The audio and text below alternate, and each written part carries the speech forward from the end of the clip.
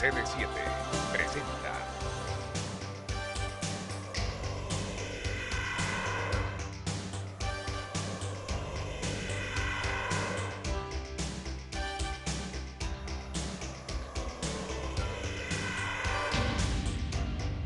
Perfiles, con el auspicio de Ven a Créditos Económicos y mira en cada etiqueta cuánto te puedes ahorrar al comprar el electrodoméstico que deseas con tus boletos de Lotería Nacional. Son como dinero en efectivo.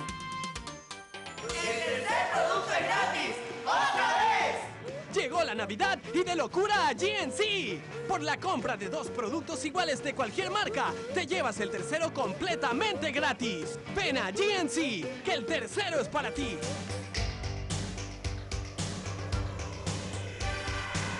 Buenas noches, bienvenidos y gracias por estar con nosotros una vez más en otro de los perfiles de CD7. Esta vez una personalidad que estuvo en muchísimos campeonatos con Barcelona. Hablamos del 85, el del 87, por supuesto el del 95, otro por ahí que se me escapa, me parece que es el del 83. Pero en todo caso, la primera vez en la historia que el fútbol ecuatoriano llegaba a instancias decisivas en un campeonato internacional como es la Copa Libertadores, o como fue, mejor dicho, la Copa Libertadores del año 1990, ese vicecampeonato espectacular que se consiguió justamente de la mano de él. Estamos hablando de Isidro Romero Carbo, conocido cariñosamente como el Catalán. Ya no es más presidente de Barcelona en la actualidad. En un futuro podría volver a hacerlo, pero los barcelonistas, sin lugar a dudas, lo recuerdan con un cariño impresionante. Bienvenidos y gracias por estar con nosotros.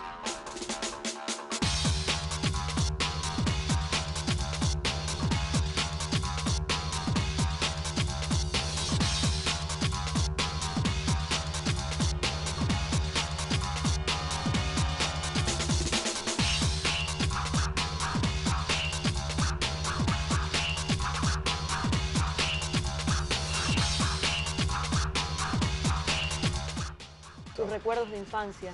Nada, estupendo. Yo creo que tuve una infancia maravillosa. Mis padres, mis hermanos, somos 7 hermanos y creo que nos educamos en una familia llena de amor, de cariño y sencillos. Y cursé mi primaria aquí en el Ecuador, parte en Quito, parte fue en Quito, porque mi padre en esa época era agregado de la Embajada Española en el Ecuador y lógicamente pues luego nos tocó irnos a España. Yo me dediqué a estudiar el bachillerato, toda la familia allá pues durante 10 años, ¿no? Y ya retorné al Ecuador a los 20 o 21 años. ¿Esos valores inculcados de infancia son de mamá, son de papá, son de los dos? Yo te dijera que de los dos. Yo pienso que mi madre era y existe, y a Dios gracias está excelentemente bien. Tiene ya 86 años, una salud estupenda y doy gracias al cielo todo el tiempo por aquello. Y mi padre murió en el año 1988, para mí un gran padre, un gran hombre, un gran amigo. Y recuerdo con un gran cariño y un gran afecto cuando mi padre murió, porque él tenía una ansiedad muy grande de ver terminado el Estadio Monumental. Él me siguió siempre. Él era un gran fanático del fútbol. Coincide la familia porque mi tío, hermano de mi padre, fue presidente adjunto del Atlético de Madrid, un gran club en España, durante muchísimos años, ¿no? Entonces realmente pues la historia del fútbol nace en la familia. Y él justamente siempre me acompañaba a ver la obra del estadio, ¿no? Y me decía, el día que tú termines ese estadio, va a ser una obra gigantesca para el Barcelona. No lo pudo ver porque él muere en enero de 88 y yo inauguro el estadio en el mes de mayo del 88, ¿no? A los 20 años, como usted manifestaba, regresa a vivir al Ecuador. Su vida, ¿cómo cambia en ese aspecto ya en nuestro país acá? Bueno, nada, me dediqué a la universidad, no fui a estudiar, ¿Estudió? No estudié universidad en el exterior, estudié en la Universidad Católica de Santiago de Guayaquil. Ingeniería civil. Ingeniería comercial. Me fui muy bien, estupendo, trabajaba al mismo tiempo que estudiaba. Y ¿Su primer trabajo lo recuerda acá en Sí, Ecuador? en una firma alemana, ETECO. Una firma alemana, la recuerdo muy bien, ese fue mi primer trabajo. ¿Con su primer sueldo qué hizo? Y te advierto que ese primer sueldo lo guardé. ¿Lo guardó? Lo guardé. ¿Dónde lo guardó? Y lo tengo en un sobre todavía, lo tengo guardado, nunca lo cobré. por cábala, no lo sé, dije, esto lo voy a guardar y siempre lo he tenido, ¿no? Yo creo que eso me ha dado bastante suerte en ese sentido. Pienso yo, no lo sé, pero fueron mi primer trabajo y realmente estudiaba al mismo tiempo y ya lógicamente pues establecí mi vida ya en Guayaquil, ¿no? Esa parte familiar, sus hijos, su primera esposa, ¿qué lugar ocupan en su vida a lo largo Hombre, de su historia? yo pienso que siempre ocupan, la familia para mí siempre ocupó el primer escalón de mi vida, ¿no? Porque creo que es lo más importante que tienes en tu vida y yo formé una linda familia, mis 3 hijos fantásticos, uno de ellos vive hoy día en Miami, ya tiene 2 hijos, la segunda Isabel María, casada con Pablo Campana, también tiene dos niños, y la tercera, casada con Mario Zurita, recién me ha dado mi primera nieta, y yo creo que la familia para mí y siempre será lo más importante de mi vida. Tuve mi primer matrimonio, fueron años muy buenos, pero el destino te cambia muchas cosas en la vida, en lo que tú eres o en lo que ella es. Y lógicamente establecí una segunda parte de mi vida y soy muy feliz hoy día, muy contento, muy tranquilo y sobre todo valoro muchas cosas que antes no valoraba, ¿no? Por supuesto que sí. Bueno, el ingeniero Romero, tal como lo han visto, nos ha presentado en esta primera parte del programa su parte íntima, su parte familiar, su infancia, sus inicios, sus padres, una parte muy representativa de la vida de cualquier ser humano en definitiva. Vamos a hacer una pausa, pero no se vayan. Cuando regresemos vamos a entrar ya un poco a empaparnos con el tema Barcelona, los primeros años de la década de los 80, cómo ingresa a la dirigencia deportiva y más aspectos que estoy segura que a usted le va a interesar saber. Ya regresamos.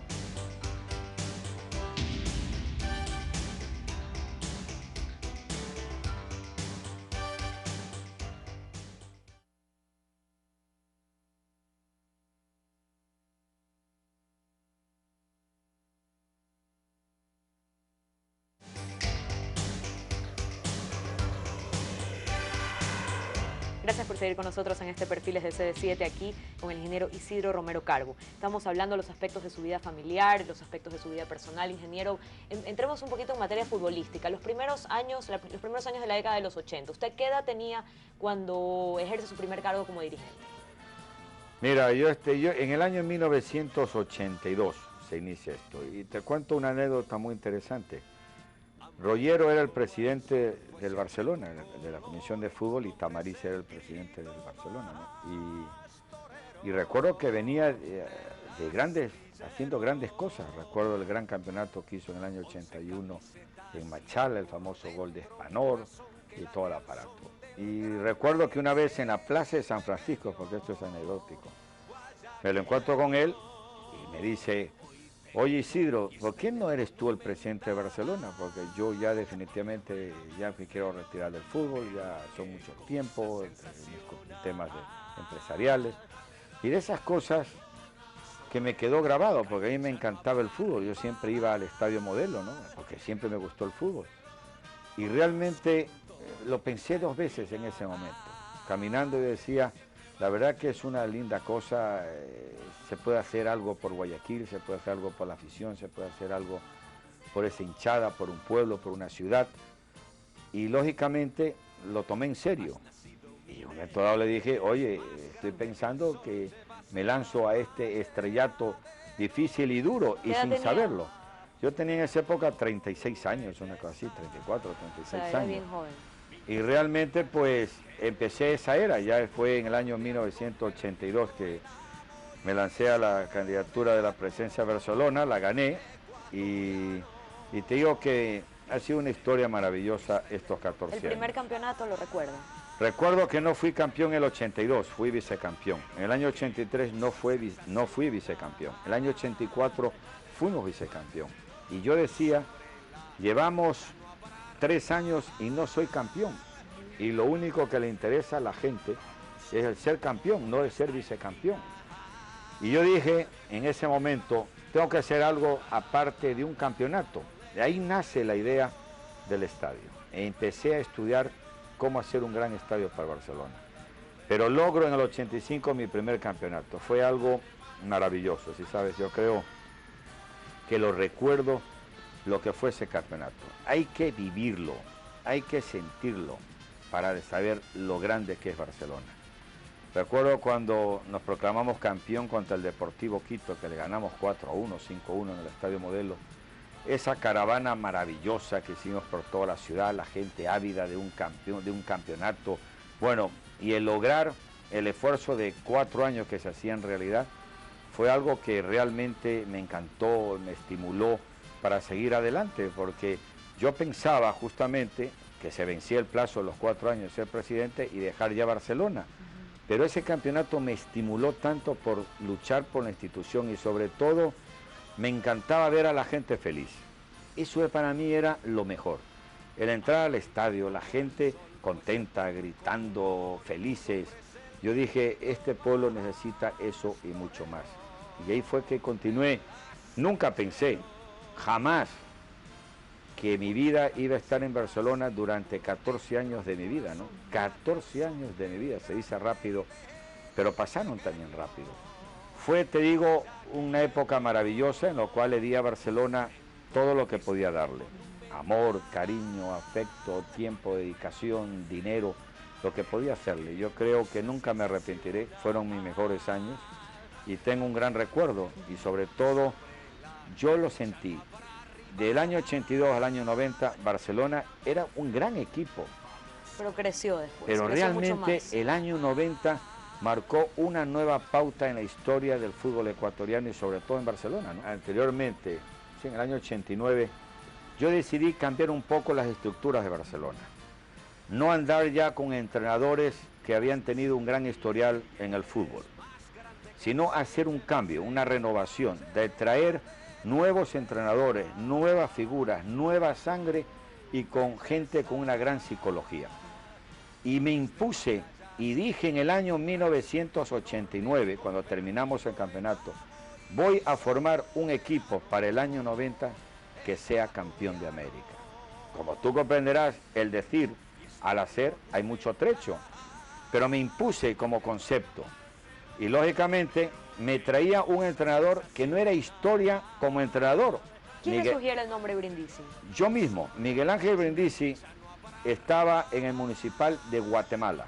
Lo llamo, lo contacto, le digo, soy presidente del Barcelona, tal, me gustaría que poder conversar, que vengas a entrenar a Barcelona. Barcelona es una emoción popular, es un club extraordinario, vas a sentirte muy bien, el Ecuador es un país maravilloso, vente.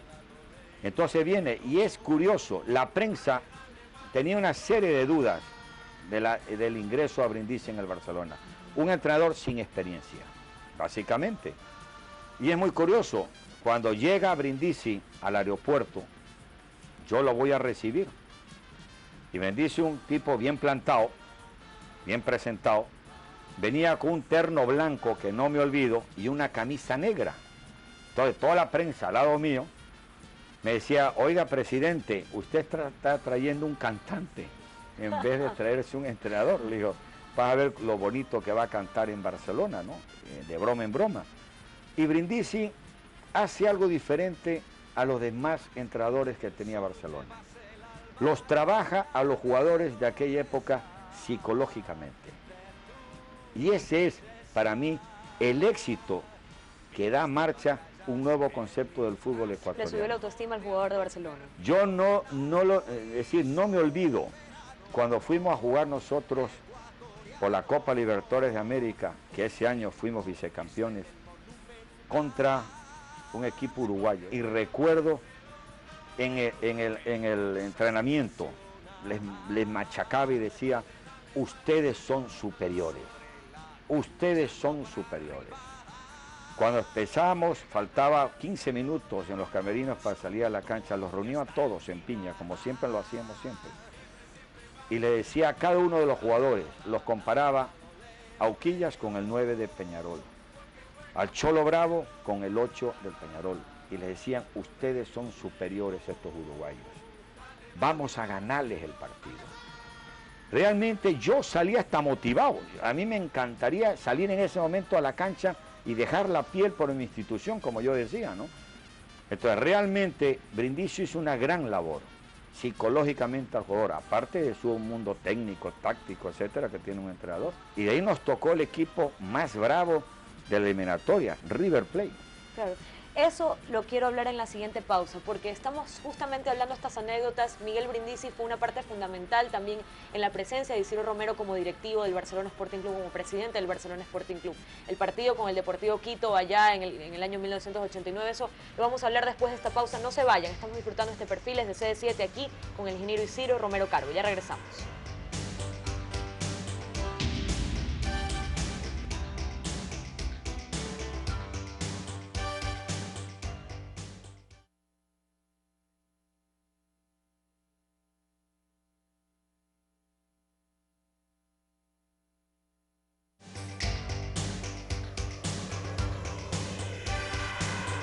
El partido frente al Deportivo Quito en el año 1989, me parece que fue ese partido a puerta cerrada, donde tuvieron que salir con los trucu ahí escondidos. Miguel Brindisi pues lo recordaba con mucha emoción y con algo como algo muy especial. ¿Usted dónde lo vivió y cómo lo vivió? Mira, fue un partido muy polémico, porque básicamente se hizo un tercer partido de revancha en Quito y con estadio cerrado. Entonces llegamos nosotros por la mañana, un avión charter que hicimos a Quito. Bueno, era el partido del siglo, ¿no? Es decir, algo espectacular. Es que paralizó el país ese partido. Claro, lo vive uno eternamente, lo que uno cuenta, ¿no? Entonces, me acuerdo en ese partido, en las gradas, habíamos 5 dirigentes del Barcelona y unos 10 del Deportivo Quito, ¿no? Separados los unos y los otros, ¿no? Y básicamente pues nos coronamos campeón del Ecuador. Era triste estar en un estadio vacío coronándonos campeón del Ecuador, pero sabíamos que Guayaquil había estallado el país por este triunfo, pues lo habían pasado por televisión. Esa desesperación para llegar a Guayaquil, esa expectativa, ¿cómo la vivió el grupo? Entonces cuando salimos, lógicamente, la hinchada del Quito era un problema, no podíamos salir nosotros normalmente ni en autobús, era imposible. Entonces la policía nos dotó del trucutru, nos dieron 2 trucutru y nos montamos en el trucutru, todo el equipo, y lógicamente son datos anecdóticos que no te puede pasar nunca en la historia del fútbol, ¿no? Meterte en una tanqueta para que te lleve al aeropuerto, y yo me acuerdo que todo el recorrido fue maravilloso, ¿no? Y llegamos ya al aeropuerto, cogimos el avión, bueno, y cuando llegamos a Guayaquil fue algo explosivo, ¿no? Y realmente fue algo que no lo olvido. Yo te dijera una cosa, no sé cuál fue el mejor campeonato que yo viví. En el 85, en el 87, en el 89, en el 91, en el 95, fueron todos maravillosos, fantásticos, la gente. Me acuerdo que nos tardamos 8 horas desde el aeropuerto hasta el malecón. Era impresionante, la gente gritaba, lloraba. Llega esa semifinal con River Plate. Isidro Romero, en lo personal, ¿qué siente? ¿Cómo la vive? Los días previos, todo el juego, el manejo de prensa, lo que se manejó también allá en Buenos Aires. Yo tenía una costumbre siempre, 2 días antes del partido siempre salía a hablar con mi hinchada.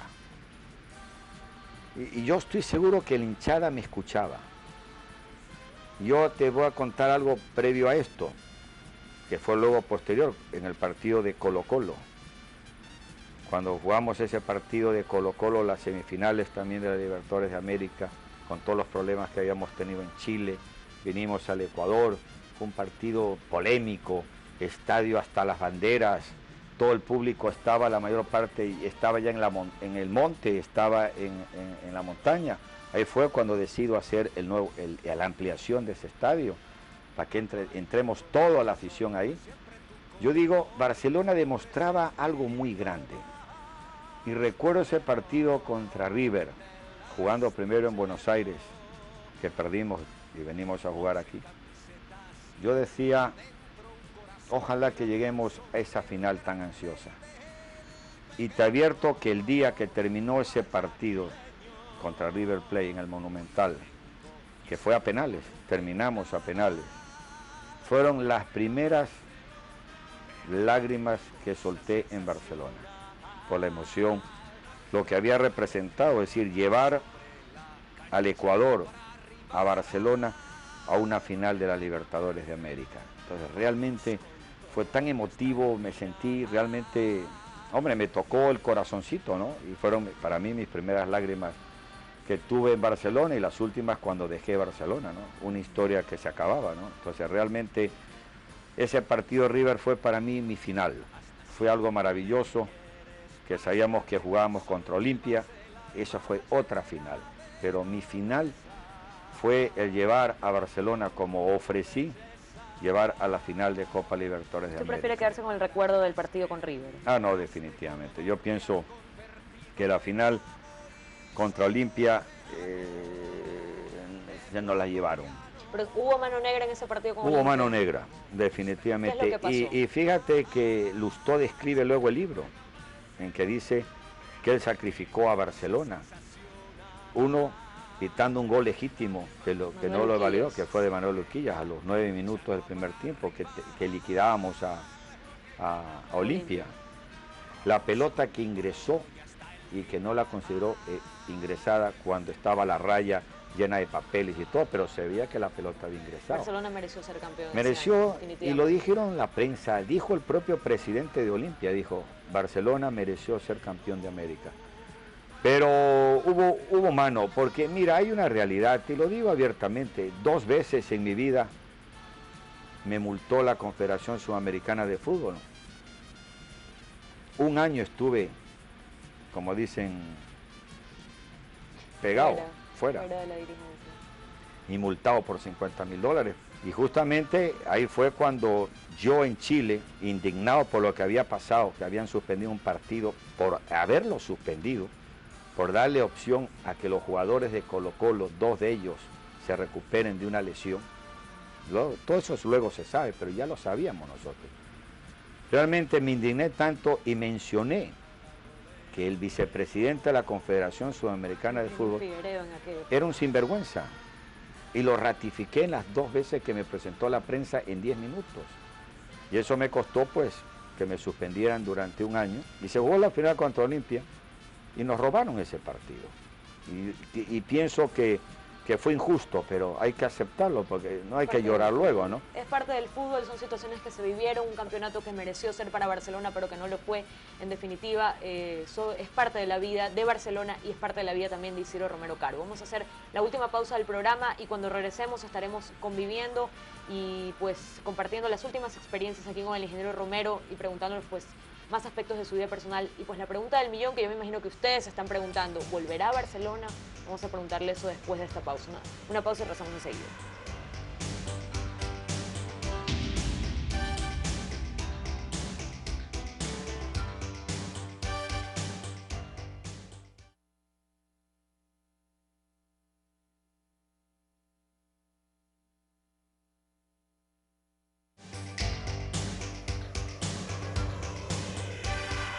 Frase célebre del ingeniero Romero en los clásicos del astillero: los soldaditos azules van a caer. Eso fue algo que quedó impregnado en la hinchada de aquel entonces, en esa generación de hinchada.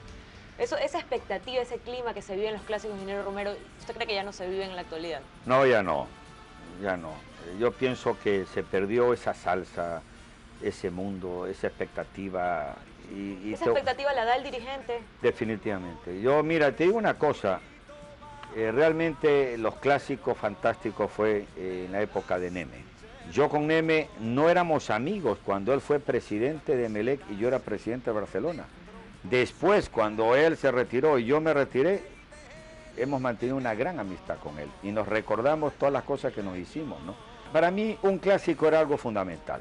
Para mí el clásico era una final de Copa Libertadores de América, donde se juntaban las 2 hinchadas, amarillo y azul, y realmente demostraban lo que cada equipo era, tanto que se jugara en el Monumental como en el Capuel.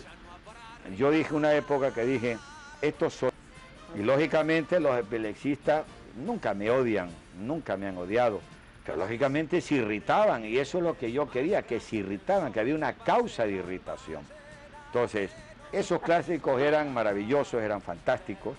La afición de Barcelona se sentía con el presidente del club, aunque me pifiaban los emelexistas con toda la razón, pero ese era el fútbol, esa era la afición, eso era el morbo del fútbol. Y yo creo que se ha apagado esta historia. Pero hay una verdad que te voy a decir. Yo a Neme le doy un gran valor. Lo único que no le perdono es que no nos invitó cuando jugamos, cuando hizo la inauguración del Capuel, no nos invitó a Barcelona. Porque nosotros cuando inauguramos el Monumental, lo invitamos a Emelec. Pero Neme tenía un problema, tenía terror perder, como el caso que Barcelona perdió en el Monumental, acuérdate, en la inauguración, y la ganó Emelec. Una vez me lo encontré en Miami con Neme y estuvimos conversando con él en un restaurante. Le dije, si tú vuelves a Emelec, Isidro Romero volverá a Barcelona. Y si Isidro Romero vuelve a Barcelona, Neme volverá a Emelec. Y yo creo que si yo llego a Barcelona es a institucionalizarlo y a nacionalizarlo a Barcelona como el equipo más grande de Ecuador y de América. ¿Va a volver a Barcelona? Lo estoy pensando. Antes, como hace 2 años me dijeron, ¿tú volverías a Barcelona? Y dijeron, no, yo todavía no tengo idea de volver a Barcelona, ni lo pienso, pero esta vez lo voy a pensar seriamente. Yo creo que hay que terminar este campeonato y la presidencia de Bore, y realmente hay que respetarlo en ese sentido, y el día que haya elecciones, pues yo a esa fecha ya habré tomado la decisión si me lanzo a la presidencia de Barcelona, ¿no? ¿Es feliz Isidro Romero en la actualidad? ¿Es feliz con la vida que tiene ahorita? Muy feliz. Yo pienso que estoy viviendo una etapa de vida muy tranquila, que es lo más importante. Yo creo que viví momentos difíciles empresarialmente, emocionalmente. Hoy día me siento muy tranquilo, tengo una gran tranquilidad, una gran felicidad también, que es importante. Tengo una mujer estupenda y tengo también unos hijos fenomenales. ¿Tiene hijos de su segundo matrimonio? No, no tengo. ¿Piensa tenerlos o ya tampoco, no? ¿Se queda ahí con los hijos que tuvo? Quedo con lo que tengo. Mis nietos son la cosa más maravillosa que hay. Juegas con ellos, los tienes y los dejas cuando quieres. ¿Qué haría, por ejemplo, si se ganara la lotería? Si yo me ganara la lotería, lo tengo clarísimo. Clarísimo. Fíjate lo que te digo, aunque digan, Isidro Romero quizás como no se la ha sacado, puede decir que haría lo contrario. No, siempre he dicho a Isidro Romero no lo juzguen por sus palabras, sino por sus hechos, siempre lo dije, ¿no? Sobre todo cuando iba a hacer el estadio, que me llamaban el rey del maquetazo, ¿no? Porque siempre presentaba maquetas y no presentaba el estadio. Pero yo dije, tranquilo, que yo lo he ofrecido y lo voy a hacer, y así lo hice, ¿no? Yo, una gran parte, quizás un 40, un 50%, la daría a la gente necesitada, a mi gusto. Aquí este país necesita, no puedo repartir a todo el país, pero sí creo que a través de instituciones o beneficencia o lo que sea lo haría. Y el otro 50% se los entregara a mis hijos. ¿Le cambió la percepción de ver la vida en los últimos años fuera de Ecuador? Creo que sí, yo pienso que en ciertas cosas, yo pienso que sí, veo las cosas. ¿Se considera mejor ser humano ahorita, por ejemplo? No, siempre lo he sido, te quiero decir, ¿eh? Nunca he sido. Pero uno va evolucionando. Pero evoluciona, sí. No, lo que te hace ver ciertos conceptos de la vida que por la velocidad con que vivías, no te dabas cuenta los valores que tenías. Le quiero entregar un obsequio que le manda a toda la gente de Lotería Nacional para usted. Nada, mil gracias. Ojalá que me la saque, ya sabes que eres un testigo que voy a hacer con el dinero, ¿eh? Sí, ya lo he dicho aquí públicamente, así que si se la saca, tiene que cumplir. Tengo que cumplirlo. Ingeniero, que Dios me lo bendiga, de verdad, ha sido un placer Nada. tenerlo aquí en Perfiles. Esperamos pues tenerlo también, obviamente, en un futuro no muy lejano como presidente también de Barcelona. Ojalá que se anime, vamos a ver si regresa esa mística a Barcelona, eso sería importante, en serio. Nada, yo te agradezco muchísimo y yo pienso que en las cosas buenas hay que estar siempre, y creo que Barcelona es algo que llevo en mi vida, en mi alma y en mi corazón, y voy a hacer de ella, sea presidente o no sea presidente, volver a ser una de las grandes instituciones que ha tenido este país, ¿no? Mil gracias. Que me cuide y que Dios me lo bendiga. Igualmente. Hasta luego.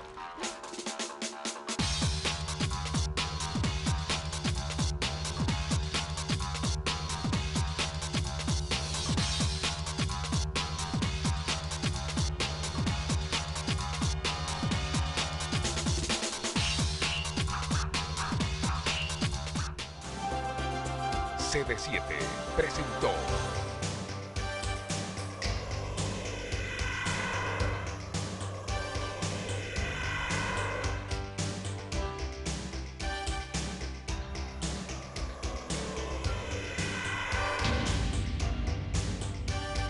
Perfiles. Perfiles.